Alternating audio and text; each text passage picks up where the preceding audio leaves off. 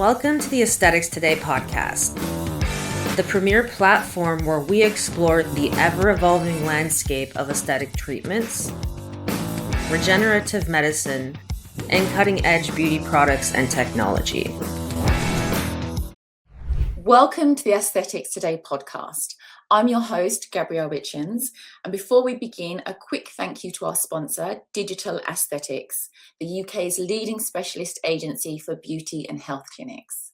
Today, we've got a very special guest for you, Dr. Theresa Callaghan, a biochemist, an author, and a cosmetic claims expert who helps brands turn science into truth, separating real skincare results from marketing spin.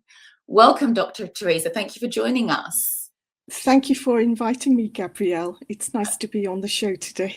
It's lovely. I'm really excited to get stuck into just your life and your whole career, because you began your journey in biochemistry at the University of Bath, followed by a postdoctoral research at the Pasteur Institute. But what drew you to skin science and the world of skincare? While I was at the Pasteur Institute, I was on a project looking at autoimmune diseases of the skin. And while I was there, LVMH Dior, who were already familiar with the Pasteur Institute team that I was working with, invited me to join their Capture project, which was their first liposome skincare product.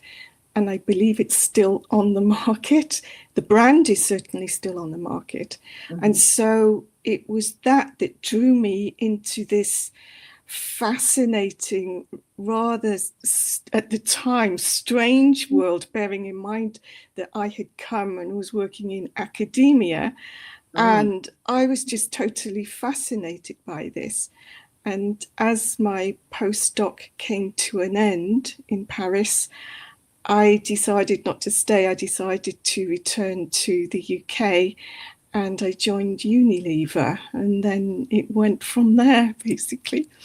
Right. Okay. So when did you realize that is that point when you began that job in Paris that you realized that, skin health was something that you felt very passionate about? Oh, skin health has definitely always been, I've always been very passionate about this. As someone, one with Celtic skin, and two, one who suffers terribly from dry skin. So I sometimes wonder, why am I living in Hamburg, one of the driest cities in Europe? It's always been there, in the background as a fascination, and I was always drawn to, I suppose, because I was a scientist, it is what was going on in the skin, what was making certain things happen in the skin. And certainly when I had learned that even, big corporations like Unilever, like L'Oreal, have their own sort of internal academic style of research work, this was something that really attracted me to this industry. At the time when I joined, which was in the, should we say, late 1980s, it was a much slower industry. There was thought, there was circumspection, there was detail, there was double checking it. The commercial pressure isn't what it is today. Yeah. And, as I've moved on, sort of pushing 40 years in the industry, I worry at the speed at which there's a demand for new, or at least as industry insiders, we are being told by marketing that we need to have new, yet I'm not convinced that this is what the consumer wants. The consumer wants an honest product. They understand the limitations of conventional cosmetic products, and they want transparency. And this rush to get a cosmetic product onto the market, it's wrong. I would like to see the industry slow down and go back to this really thoughtful process that it Yes. used to go through. I so agree with you. I mean, I remember going for my first facials when I was like 15, because I was modeling, so I had to look after my skin. And back then, it was Declior was literally the only like pro product that they used in every spa I went to, and you were able to buy it at the spa, and I always felt really special because I had Declior and my friends didn't have those kind of products. But now there's just so many brands on the market. There's too many. It's a jungle out there. There are too many brands, and as a result, then we have too many ingredients. That's impacting sustainability in the environment. Yes. And then, of course, because it's a jungle out there, the claims then become, shall we say, eyebrow raising at times. And we also have this problem, whereas here in the European Union, and I'm going to include the UK in this, that there is strong cosmetic regulation. And it's pretty well defined, bearing in mind it's legal, legal terminology and things like this. But there isn't sufficient harmonization with the rest of the world. And the reason why sometimes I feel a bit frustrated, but I'm not the only one, my colleagues are the same, is that we have this, shall we say, this regional regulation. But consumers and shoppers, they live on the internet, they live on social media. This is where they're buying their products. And so they can buy products from anywhere in the world. And so then they are picking up on, shall we say, misinformation at the end of the day.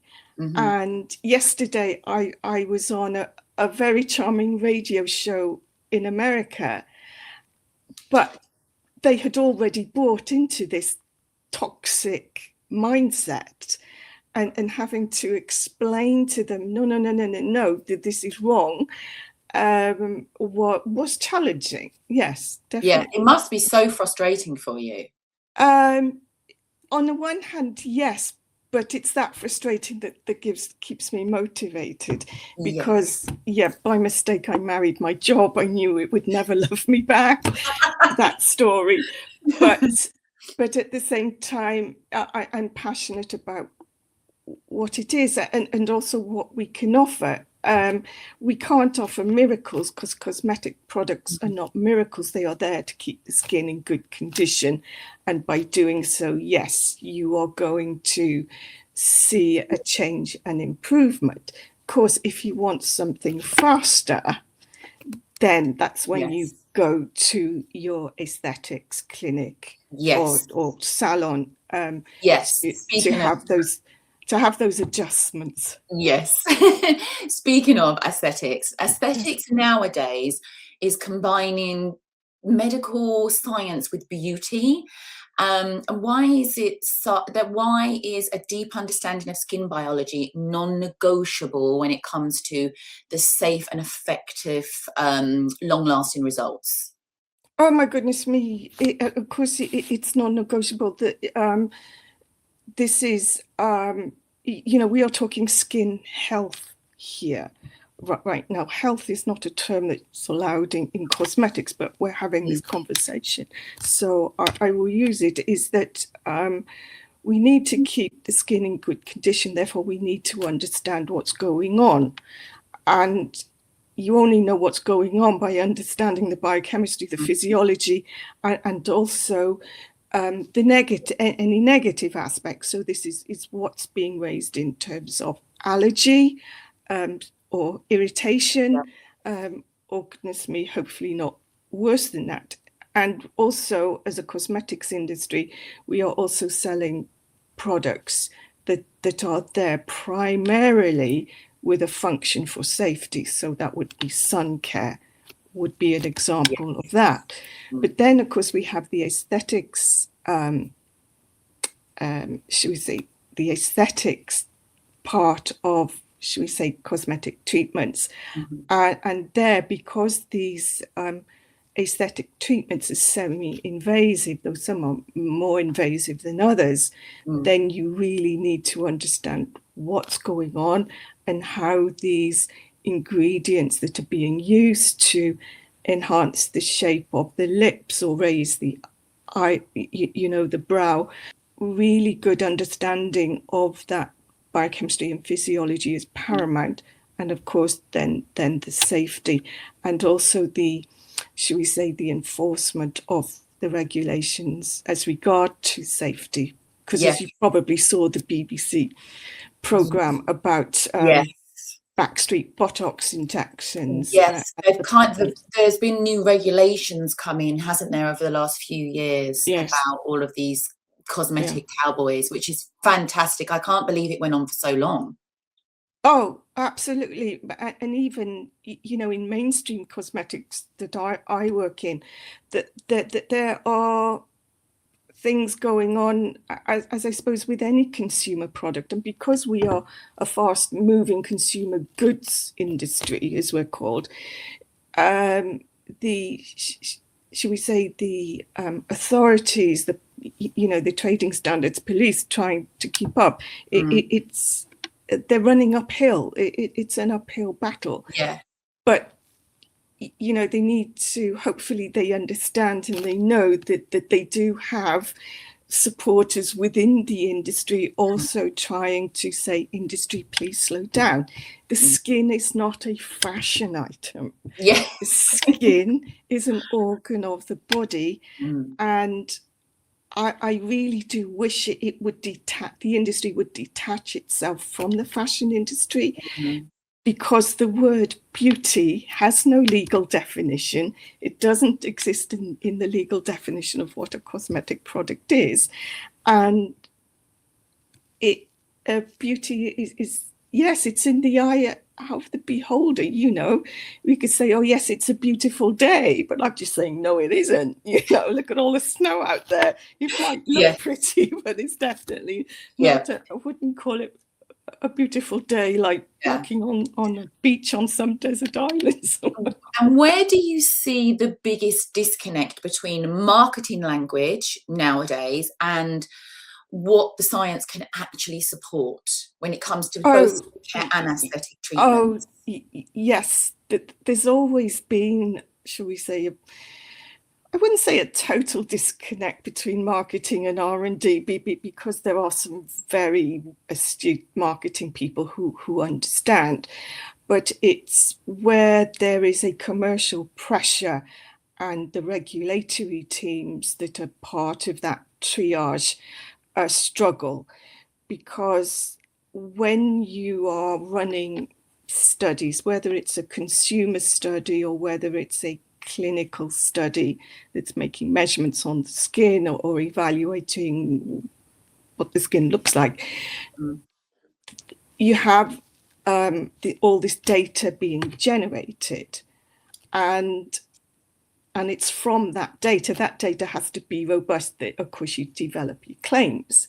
And it is very hard, particularly in marketing-led organizations where that skill isn't present. And so those organizations need to get hold of people who can make that translation for them. But again, it's then, do I have the budget to do this? But what it does is it can separate out those quick in, quick out brands that are just there to make money and then get a fast exit, versus those that are there genuinely to help the skin. And I did publish a book at the end of November on the myth of the cheap study, explaining to brands, indie brands coming in, that if you don't have good investment up front, then your product isn't going to go anywhere, because again, the skin's not a fashion item. You can't just, you're not selling sweets kind of thing. I didn't realize there was even a difference in the quality of testing. Until I saw your book. And that's baffling to me as well. There's just there's a lot, isn't there? Yes, because when you run studies, if you're running studies with a clinical group, you have to follow good clinical practice, right? And there are strict guidelines regarding good clinical practice. But again, you have the commercial pressures. Many of these testing companies are, should we say, being pushed to the limits, by the brands that they're serving. So I have to have the data now. No, you have to run my dry skin study in the summer or my eczema study the summer. Just thinking, no, those are really worst possible times you could be running those studies. They have to be run in the winter. So there's protocol and there's times to do it. Protocol, yes, the protocols are need to be well defined. You need to choose the right timing to run the studies, of course, the right sorts of volunteers, etc., etc. And so when the brand's saying, no, but this is my launch date and I'm not going to move. And so the point of the book that I wrote, Help Uncovered in Adjectives, as well as the regulation, that it's actually saying, no, you need to, when you're talking about your marketing concept for your product, right at the beginning, this is where you have to bring in the testing, what's going to be required in order to justify your claims and be compliant against the 6 criteria that you have to meet. It can no longer be at the very end where you say, okay, I've got my product now, I'm going to launch it next week. Oh, I need to run some studies. It can't work like that anymore. And while safety is paramount in your safety studies, should always be done first. You can't make claims just based on what the ingredient data sheet tells you. Right. Do you find that is what a lot of skincare brands do, especially smaller brands and indie brands? No, not just the smaller ones. The bigger ones are, yes. Shall we say, everyone's got a guilt somewhere in their filing cabinet. But yes, we have this issue where because actually, if I turn this around, when you're developing a drug, right, the company develops the active drug product and does all the work and puts it on the market. In cosmetics, the brand buys these actives in, right? And so they depend on the stories and the data and the research work that the ingredient suppliers are providing. Right. And what the ingredient suppliers are supposed to do, and many of them do, but some brands just, they hear but they don't listen. Yeah. They hear what they want to hear.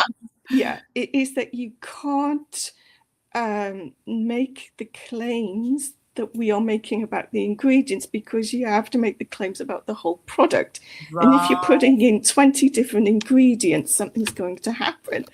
Right. And in the end, because I've actually written this both in the book and in many columns and everything that I've written, and I wrote one at Christmas about Christmas apple pies, right?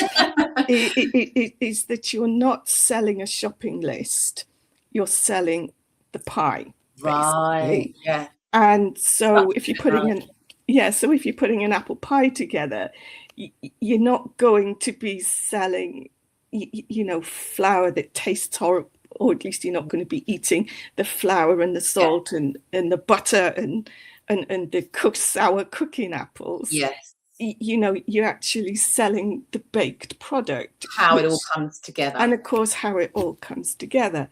And yes, I think that penny has dropped finally.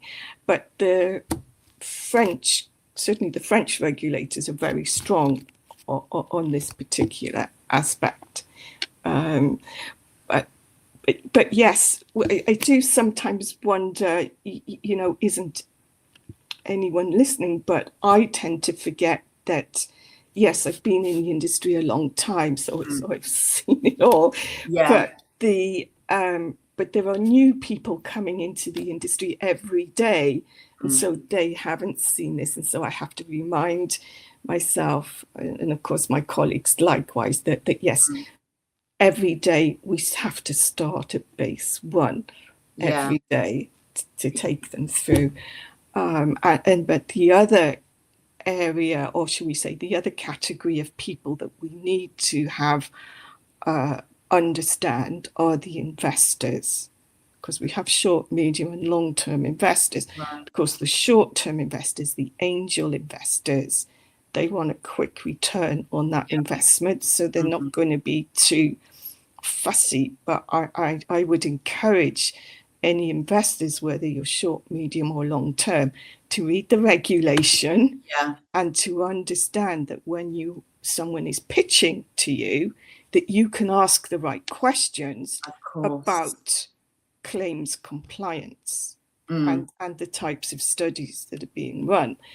And if you're investing your money in it, and in my second book, that's what that book is about, or at least a fair chunk of it. Okay, so sticking with ingredients, Dr. Theresa, you helped to pioneer the skin identical ceramides, which are, you know, such a fundamental part of skincare when it comes to barrier health. Do you see a lack of barrier health knowledge out there when it comes to both aesthetic products, which tend to be, you know, pro and maybe quite stronger, and then just, you know, just more basic skincare? Is there a bit of a lack of knowledge out there about skin barrier health? Okay, first of all, I would like to make a slight correction. I wasn't the pioneer for the skin identical ceramides. Oh, okay. I was actually a very small part of a very large team. Right. And I would like to give the credit to many people. I did work eventually for the company that created them, but it was the research work, especially at Unilever, of Dr. Tony Rawlings, who's now semi-retired like me, and he was the one who did all that wonderful work. But thank you anyway. But I did felt privileged to be part of that team, and then actually go to work for the biotech company that actually created them. And so yes, it was a multinational. What year was that? Sorry to interrupt you, but how long have these biotech kind of been around? Certainly with the ceramides, this would have been back in the late 1980s. That was when, because it was Elizabeth Arden ceramide time complex capsules that we at Unilever were helped. Well, Unilever owned Elizabeth Arden. And so I feel like those capsules are still out now. And those capsules are still out there, yes. But getting to the other part of your question, certainly barrier health. Without good barrier health, the rest of your skin will struggle because it is a barrier, and the ceramides are vital to the maintenance and the structure of that barrier. And of course, with all the different classes of ceramides that are being identified and characterized, and even analogues of them being created, it all pushes towards this skin barrier health. And that's why I think people don't realize that nearly every pot of skin cream or lotion that's on the market is a moisturizer. And it's there to help keep the barrier in good condition. And then you have the dedicated brands like CeraVe, for example, which is very, dedicated to that. Of course, the ceramide time complex capsules and others, you will find that ceramides are becoming, should we say, a staple ingredient to have in a number of quality, should we say, credible products. But at the same time, when you're developing those products, you need to be sure are you formulating with the right ceramides? Yes. Because at the end of the day, if you have dry skin, you could be in a room with 100 people with dry skin, but it could be 100 different types of dry skin. Yes. Yeah. So this needs to be taken into consideration. And then you have, of course, other aspects of barrier function that need to be taken into account. So we were looking at, shall we say, the natural moisturization factors and the like, and even the microbiome too. So these all, so that's what makes the skin so wonderful. It is such a dynamic, shall we say, multi-interactional organ of the body. And to me, I'm not saying that the other organs aren't important. My goodness me, yes, if your heart stops, that's it. but without the skin, yes, we'd be dead, basically. Yeah, and there's just so many literal layers to it, and they do so many different things that we literally, or apart from people like you, have got no idea every day, you know, how the microbiome is actually protecting our skin and works with all the different layers. It's just so interesting to me. Yes.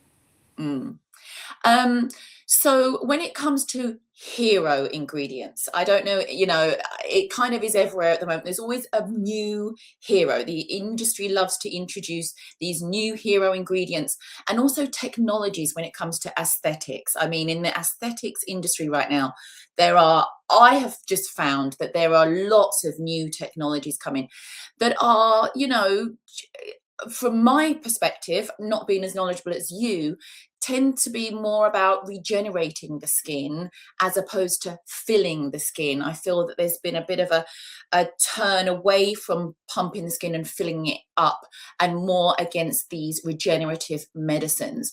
What do you think clinicians should be taking into account before they bring these new technologies into practice? Oh, it's the safe. Well, one, they would need to be up to speed as regards to the safety of them, and also how to use them. And they should really do their research work into what these technologies are doing and how they are doing them, and then how to bring in best practice, and also be in tune with the guidelines, and of course any regulations attached to them as well. But because with mainstream cosmetics, yes, you have, for example, the retinols and the peptides for skin regeneration, classic examples. And then you have, obviously, then you have in the aesthetics, then you have exosomes, but also the light treatments, for example. Yes. To help regenerate the skin. But anything that can help reduce oxidative stress would certainly be a mainstream hero ingredient. And yes, we're looking at exosomes too, but we have to also be very careful with exosomes that they are not going to cause more problems than what the benefit is that's being sought after, should we say. So exosomes, although they've been around for they've been around in recent times, we still need to know more about them. We can't just use them willy-nilly and expect everything in a garden to be rosy. And so this brings me back to one of my original points, is slow down. Yes. There's lots of new treatments around that are kind of cropped up over the last 5 years, I feel, in aesthetics. And it's exciting. But yeah, it's similar, I guess, to the skincare industry, where it is fast and new all the time. Yes. One thing, well, this is a personal opinion, that worries me about the aesthetics industry, of course, is the use of silicone injections, because it's non-biodegradable. Right. Are you talking about fillers, or are you talking about the fillers? Well, where you see young women or women going to, shall we say, change their body shapes by the liquid BBLs and things like that. Yes. Very worrying, isn't it? It is, because it's non-biodegradable. Again, you have the issue with regulations not being complied with. You've got all these women going abroad to have these treatments. Yes. And it's yes, you just ask yourself why, what are we doing as an industry that's sort of encouraging this? Because we are, in mainstream cosmetics, we're very good at selling anxiety at the end of the day. Oh, you've got a wrinkle, yeah, maybe we can do this and this. Oh, look, yeah, your spots are out. A consumer doesn't want to hear this. They know this. They just want their skin to look healthy, well. They don't want to look like, well, yeah. There's a lot of pressure, I think, on especially young women these days. And even schoolgirls. You hear some very young girls feel very pressured about their looks. And, we didn't have that. We didn't have social media growing up. And, I feel very blessed about that, because I think there's a lot of pressure on young girls now with social media and these filters and people changing their body shape on social media. Yeah, girls think that that's real. Yes, I know, and there's sometimes, if you're reading the tabloids, they've caught out some socialite who hasn't used the filter properly and has got a twisted hand or something like this. But it is very sad that society has put itself in this position. But there is there's a very healthy backlash, and I love the way Pamela Anderson looks now. Yes, she's gone au naturel, hasn't she? Oh, absolutely. Au naturel. And then, of course, there's always the continued support from the likes of Kate Winslet as well. So she's a champion for being yourself.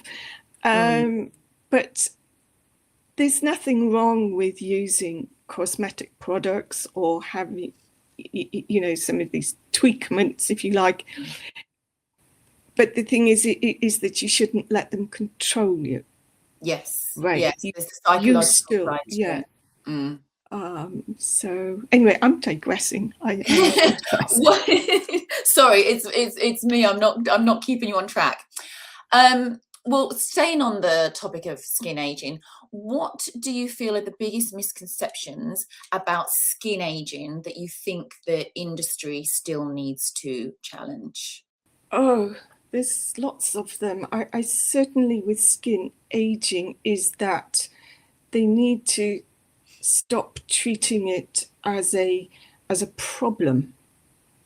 It's a natural fact of life, and they need to take the anxiety out of it. And when they came up with this term called pro-aging, I know they meant well.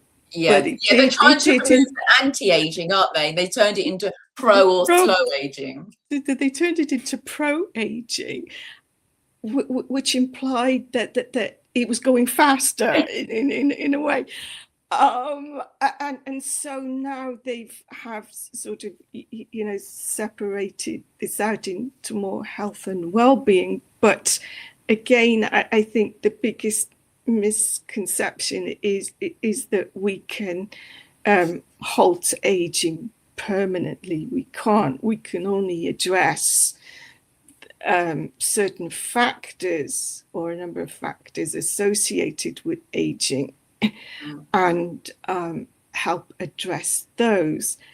But within the regulation, that's going to be our constraint, particularly when the industry wants to make, shall we say, excessive, all these wonderful claims. Now, you can talk about the science and all this medical and shall we say, scientific terminology, but when you are addressing then the consumer, because you're putting the product on the market, that's when you have to stay in the box that the law has put you in. Definitely.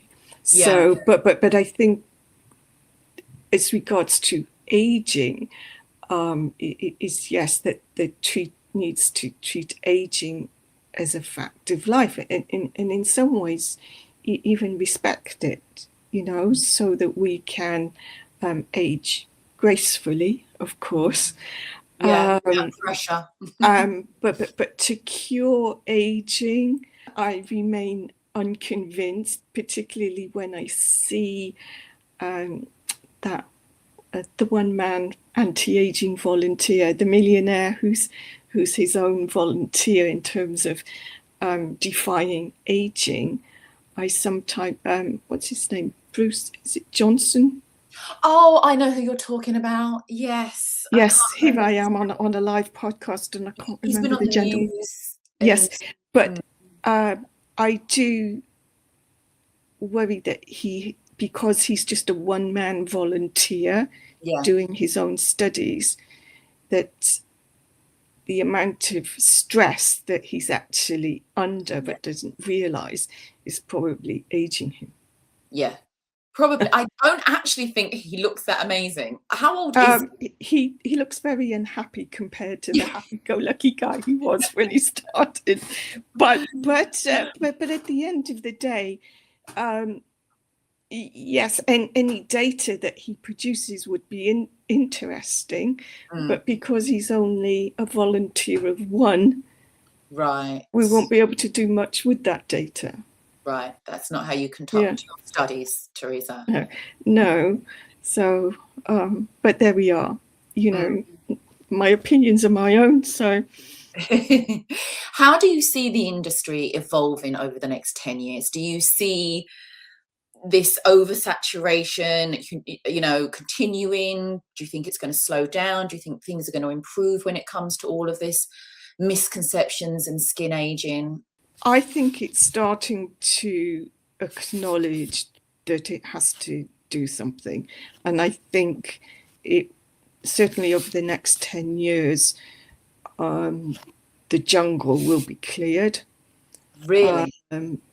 Because it's got to the point where enough is enough. We thought that when the legislation was enforced regarding cosmetic claims, the claims legislation was produced because the industry said enough is enough.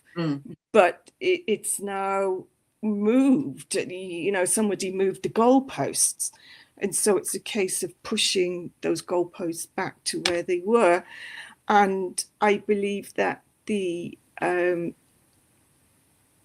there's going to be, because of the demand from the consumer for transparency, because we have this drive from the UN as regards to ethical and sustainability, and even the way we treat people, it all has to come together. We will see some major changes, and certainly with regards to consumer education, I believe over the next 10 years that will improve rapidly, because the misinformation that is out there, and it's not just in the cosmetics or the aesthetics industry, it's everywhere. That enough will be enough, and if the social media platforms don't take responsibility, I think the next 10 years you will find them having to take more responsibility for this. But where you have consumers that have bought into this misinformation narrative, they said about toxicity and clean and stuff like this, there will be a point where we just say, no, it's got to stop now. Now, I've advocated, and actually put this in the book, second book particularly, for registration of studies. When you, in the field of medicines, when you're running clinical studies, those studies have to be registered and they're in the public domain. And I'm just saying, right, the cosmetics industry needs to do that, because that will also clear out those who shouldn't be in the industry, but it will also drive up standards within those companies who are running the studies too, because then they'll all be competing with one another, so the standards will have to go up. Hopefully. At least that's the theory. But I think that we will I think that certainly we will, in terms of innovation, yes, biotech will still have a key role. Mm. I'm hoping that we will be kinder to nature and not just exploit any old ingredient because it looks good on a package. And I think that the pseudoscience that's out there, or the way people use science in a non-peer-reviewed way, shall we say, Yes. will also come back to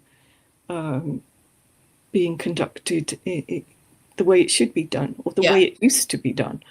And do you think that we'll see less greenwashing of these yes, because the laws are changing, the laws are expanding, there's more global harmonization as regards to greenwashing, and it would also then hopefully mean less claims washing too as a result of that. But certainly, yes, the greenwashing claims, they will continue to be monitored, and it will be much harder to make those types of claims. And also, I believe that what will happen is, as you know, on the back of the packs, we have the INCI listings. Yes. Right? The INCI listings, as you're probably aware, were originally developed not for the consumer, but for professionals. So that if you had a problem, you could go to the dermatologist, the doctor, to get it sorted. But now, because of the demand for transparency, and when consumers are reading the INCI listing, they're saying, I can't pronounce this, so it's toxic. Yes. So that's a bit daft. The INCI list will either expand or somehow it will change in a way, making better use of digital platforms so that the professionals can access it to solve a skin problem, but the consumer can see, okay, this big long word that I can't pronounce is actually lemon juice. So, yeah. It's actually safe. Yes. Well, there's just a lot of fear. I guess there's money in fear. Yes, so yeah, we're good at selling anxiety, definitely. Absolutely. And I think had the industry acted faster when this whole nonsense about parabens came out, we wouldn't be in half the trouble. And so what are your thoughts on parabens, Dr. Theresa? Right, the parabens are a class of very effective preservatives, right? But there are many, many parabens within that category, and a number of them are rightly banned and a number of them are still under review. But there are still some that are fine to use. But because of what happened, out there on social media, everyone, the word paraben, stay away from it. No. All been lumped into one category. And in fairness to our toxicologists and our safety review people, they do work hard and they do work quite smoothly and in not fast, but they do move, if you like. And so every time that they consider something that they're not sure of, or it's maybe not right to use under certain circumstances, that of course then they will just get the regulators to ban this. And Europe does work very well on that, but I would like to see more global harmonization because of the global consumer. Yes. And the FDA has a totally different approach, and because whereas in Europe and in the UK, our regulators, the regulations don't come under one body like the FDA in America. They're able to move when they need to. Whereas with the FDA, cosmetics are an add-on to foods and drug safety. And so they don't have the priority at times that they should have. And of course, it's all change at the moment in the USA with regard to the way the FDA is working. And so the industry has got a lot of work to do, definitely. Is there one ingredient that you see as genuinely transformative that we should know about, that really deserves some hype? Is that a difficult question, trying to pick one? Oh, trying to pick one. Yes, I suppose so. One is, I still think it would be the class peptides. Right. Yes, I would say so. But if you're looking for maybe a simple ingredient, I would still go for lanolin. Really? Yes. Wow. It's a very old ingredient, but it does what it says on the back of the pack, as they say. Yeah. And lanolin, this comes from sheep's wool, is that correct? Yes, it's from the it's what the sheep skin excretes, right?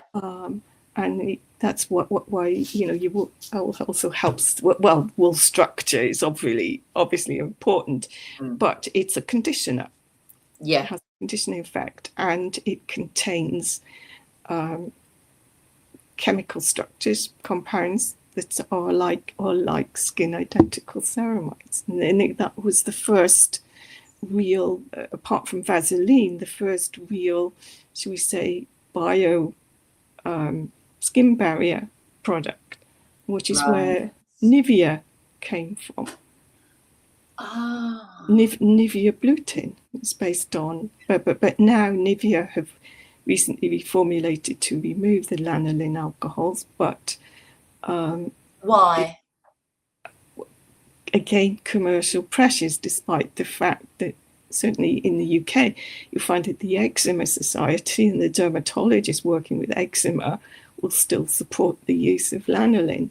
And of course, you get medigrade lanolin. So, is it a vegan thing why they removed it? Yeah. Well, there would be multiple commercial pressures, and of course, it's perhaps the vegans.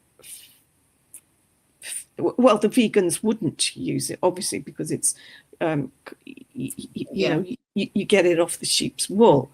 It's a bit like they wouldn't use honey or beeswax, these types of products. And so, yes, commercial pressures really do impact on what we can produce or provide for consumers. But that being said, there are so many ingredients out there that there will be something.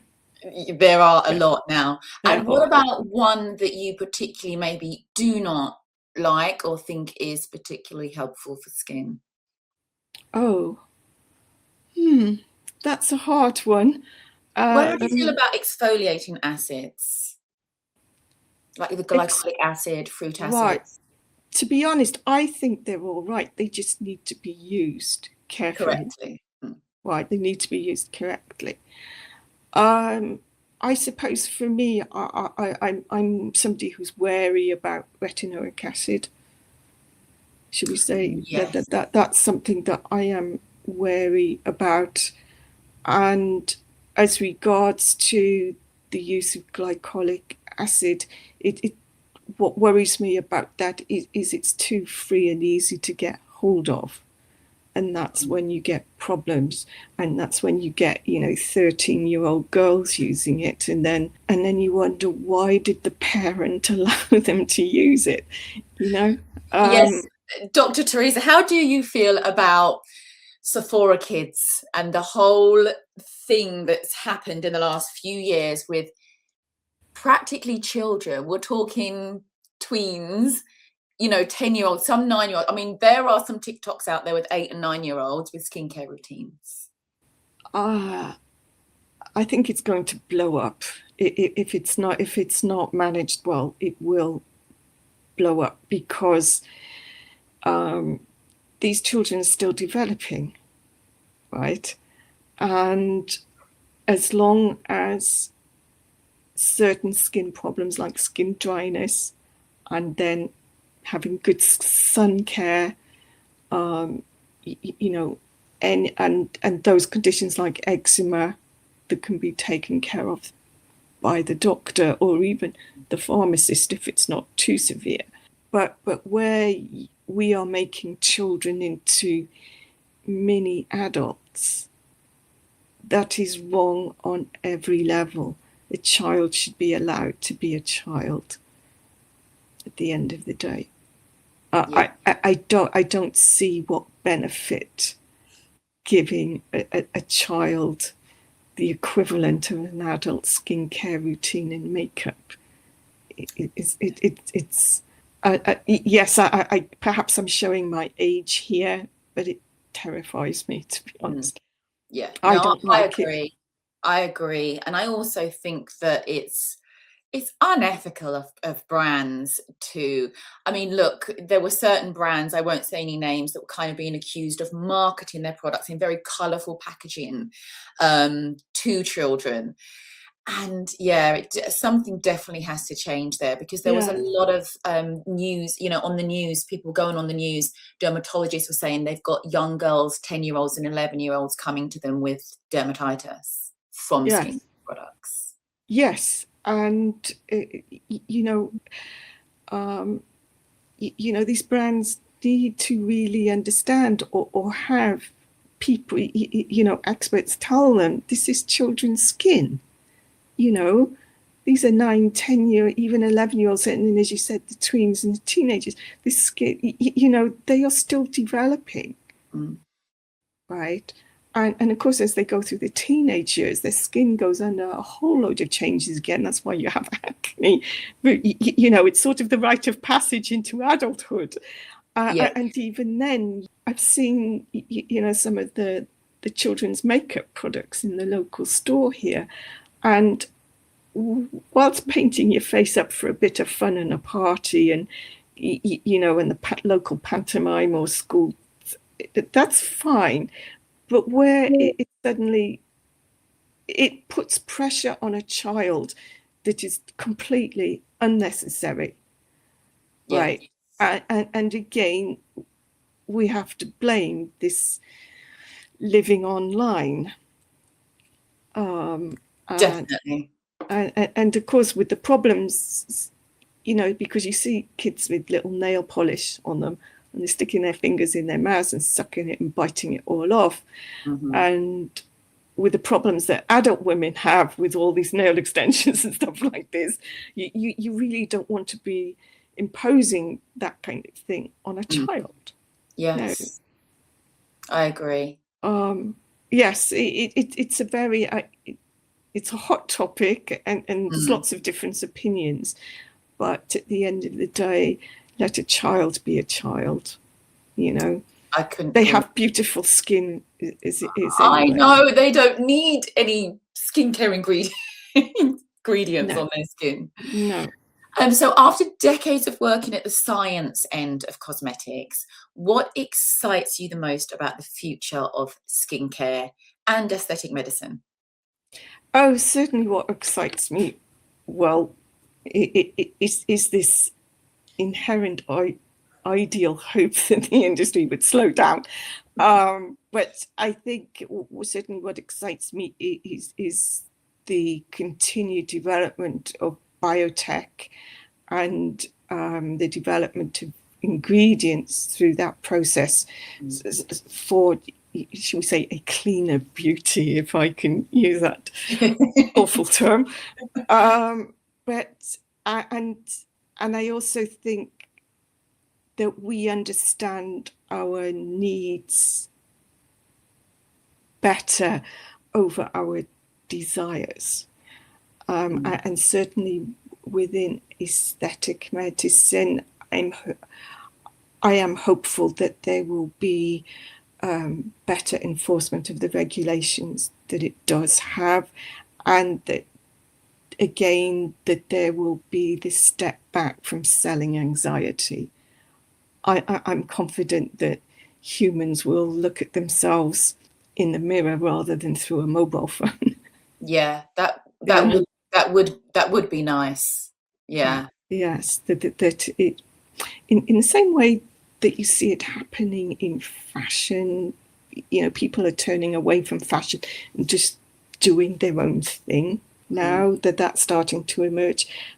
I'm hopeful that this will start to become apparent, certainly in skincare and well-being, and that the focus will be on, I want to feel that I am the healthiest that I can be with what I have, and that I am, and that I know I'm going to get old, but I know that if I care for my skin in a certain way, I don't need to look like some socialite on social media or some superstar. I am me. You know, I am going to love the skin that I'm in, that I have, and no one's going to tell me otherwise.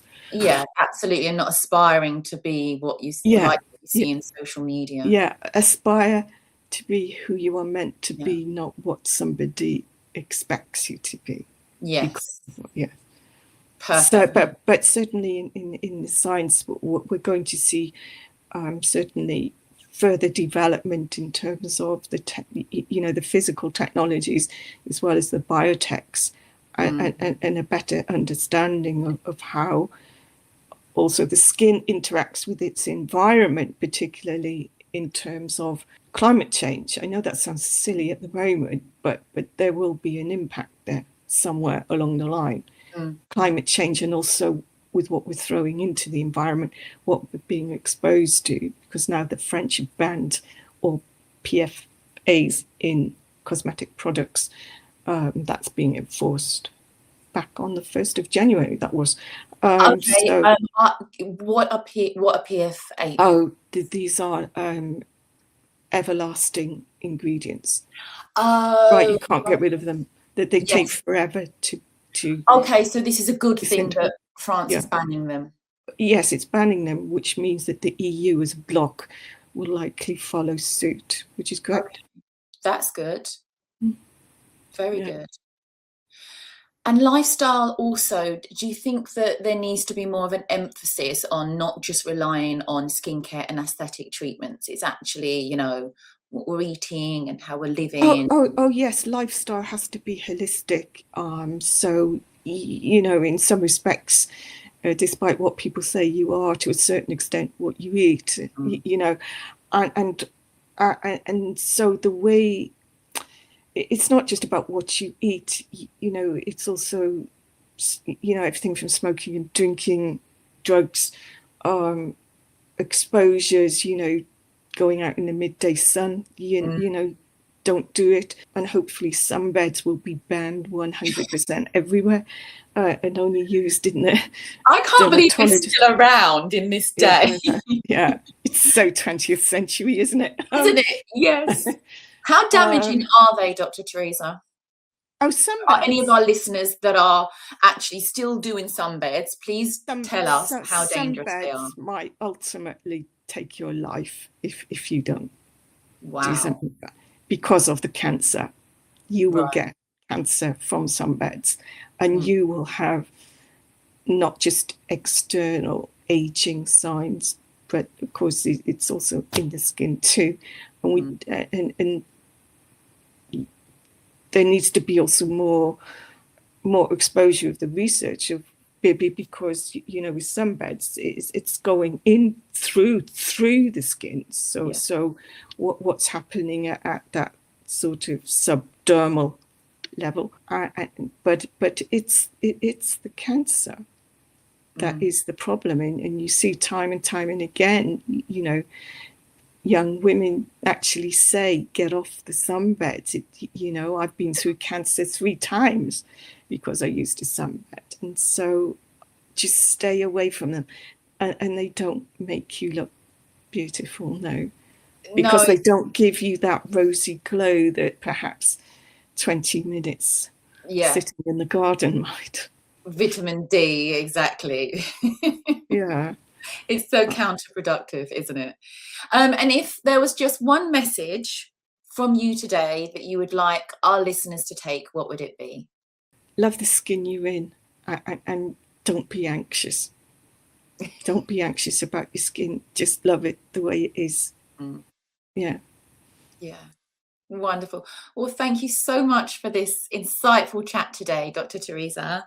Thank you very much for joining us. Oh, thank you very much, Gabrielle. I've enjoyed it. Yes, I could have actually carried on chatting to you for another 2 hours. Thank you so much for joining the Aesthetics Today podcast. I'm Gabrielle Richens, guiding you through the science, the facts, and the real stories behind modern aesthetics. Thank you very much.